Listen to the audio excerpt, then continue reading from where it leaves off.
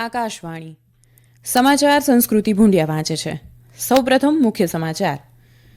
રાષ્ટ્રપતિ દ્રૌપદી મુર્મુ આજે રાષ્ટ્રપતિ ભવનમાં ભારત રત્ન પુરસ્કાર એનાયત કરશે.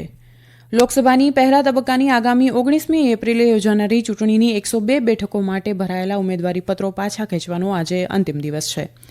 વિદેશમંત્રી ડોક્ટર એસ જયશંકરે યુક્રેનિયન વિદેશમંત્રી સાથે દ્વિપક્ષીય બેઠક યોજી રશિયા યુક્રેન વચ્ચે ચાલી રહેલ સંઘર્ષ અને તેના વ્યાપક પરિણામો અંગે ચર્ચા કરી.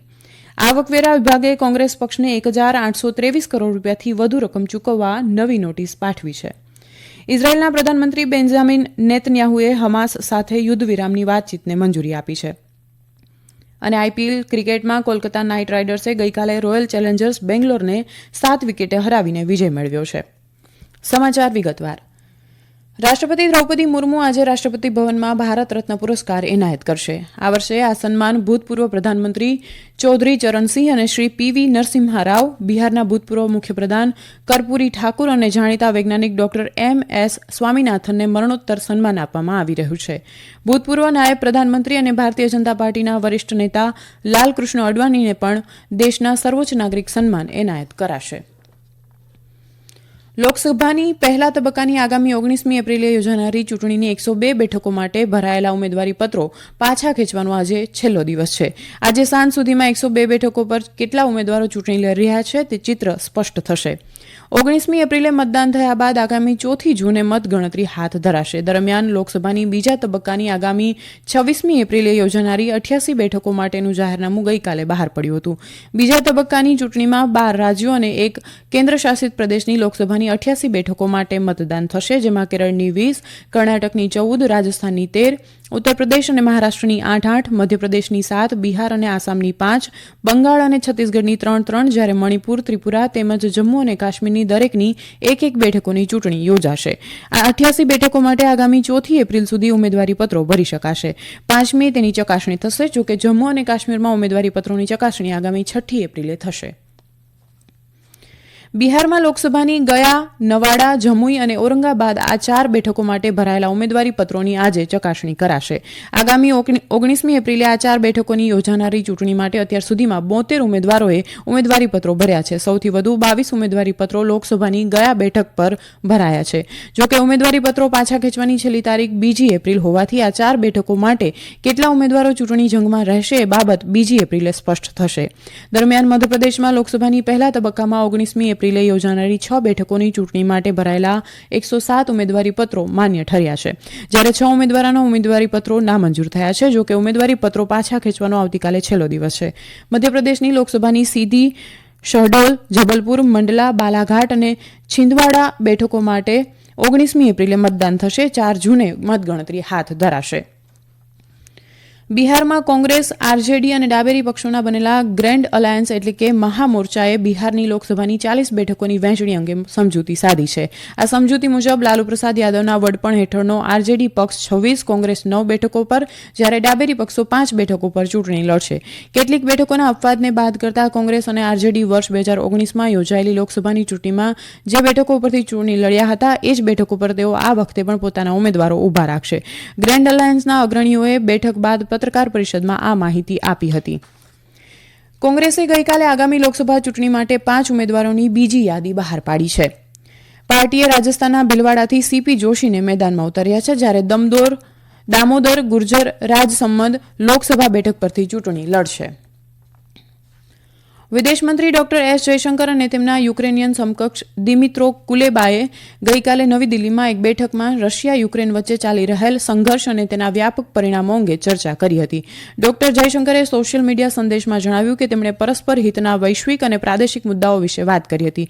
તેમણે દ્વિપક્ષીય સહયોગ સહિત સમગ્ર સંબંધોને મજબૂત કરવા માટે ભારતની પ્રતિબદ્ધતાનો પુનરોચ્ચાર કર્યો હતો. ડોક્ટર જયશંકરે કહ્યું કે યુક્રેનના વિદેશ મંત્રીની મુલાકાતે યુક્રેનની સ્થિતિને સમજવાની તક પૂરી પાડી છે. વિદેશ મંત્રાલયે કહ્યું કે બંને મંત્રીઓ વચ્ચેની બેઠકમાં રચનાત્મક સંવાદને પ્રોત્સાહન આપવા અને બંને દેશો વચ્ચેના દ્વિપક્ષીય સંબંધોને મજબૂત કરવા પર ધ્યાન કેન્દ્રિત કરવામાં આવ્યું હતું, જેમાં વેપાર અને રોકાણ, વિજ્ઞાન અને ટેકનોલોજી, સંરક્ષણ, કૃષિ, આરોગ્ય, સંસ્કૃતિ અને શિક્ષણનો સમાવેશ થાય છે.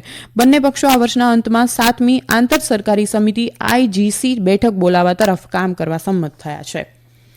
આ સમાચાર આપ આકાશવાણી પરથી સાંભળી રહ્યા છો.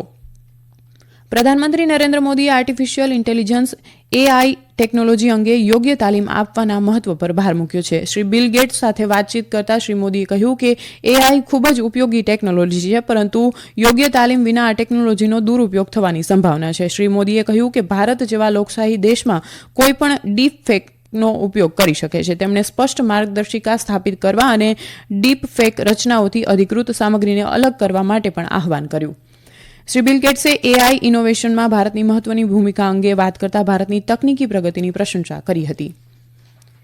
કોંગ્રેસે દાવો કર્યો છે કે આવકવેરા વિભાગે પાર્ટીને 1,823 કરોડ રૂપિયાથી વધુ ચૂકવવા માટે નવી નોટિસ આપી છે. પાર્ટી અધ્યક્ષ મલ્લિકાર્જુન ખડગેએ કહ્યું કે આવકવેરા વિભાગે કોંગ્રેસ પાર્ટીના ખાતામાંથી 135 કરોડ રૂપિયા ઉપાડી લીધા છે, જે પાર્ટીને દાન સ્વરૂપે મળ્યા હતા. સોશિયલ મીડિયા પર એક પોસ્ટમાં તેમણે આરોપ લગાવ્યો કે મુખ્ય વિપક્ષી પાર્ટીને હેરાન કરવા માટે આવકવેરા વિભાગનો હથિયાર તરીકે ઉપયોગ કરવામાં આવી રહ્યો છે. બીજી તરફ ભારતીય જનતા પાર્ટીએ કહ્યું કે આવકવેરા વિભાગ સામેના આરોપો કોંગ્રેસની હતાશા દર્શાવે છે. પાર્ટીના પ્રવક્તા સૈયદ ઝફર ઇસ્લામે ગઈકાલે નવી દિલ્હીમાં પત્રકારોને જણાવ્યું હતું કે કોંગ્રેસ ટેક્સ ચૂકવવા અથવા અપીલ કરવા માટેની યોગ્ય પ્રક્રિયાને અનુસરવામાં નિષ્ફળ રહી છે. તેથી આવકવેરા કમિશનરથી માંડીને આવકવેરા એપેલેટ ટ્રિબ્યુનલ અને દિલ્હી હાઈકોર્ટ સુધીના સત્તાવાળાઓએ પણ આવકવેરા વિભાગની કાર્યવાહીને સમર્થન આપ્યું છે. ભાજપના પ્રવક્તાએ કહ્યું કે કોઈપણ રજિસ્ટર્ડ રાજકીય પક્ષ માટે આવકવેરા રિટર્ન ફાઇલ કરવું ફરજિયાત છે.